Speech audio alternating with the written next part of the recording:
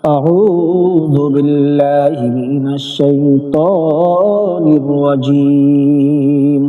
بسم الله الرحمن الرحيم. واعلموا أنما غنمتم من شيء فأن لله خمسه وللرسول ولذي القربى واليتامى والمساكين وابن السبيل إن كنتم آمنتم بالله وما أنزلنا على عبدنا يوم الفرقان يوم التقى الجمعان والله على كل شيء قدير.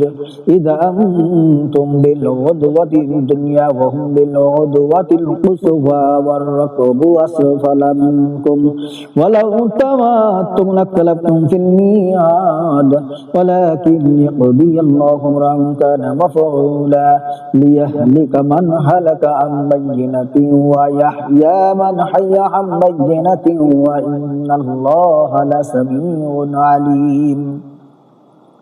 إذ يريكهم الله في منامك قليلا ولو أراكهم كثيرا لفشلتم ولا تنازعتم في الأمر ولكن الله سلم إنه عليم بذات الصدور.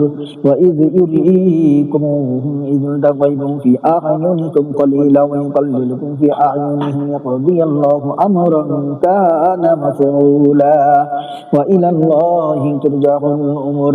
يا أيها الذين آمنوا إذا لقيتم فئة فاثبتوا واذكروا الله كثيرا لعلكم تفلحون.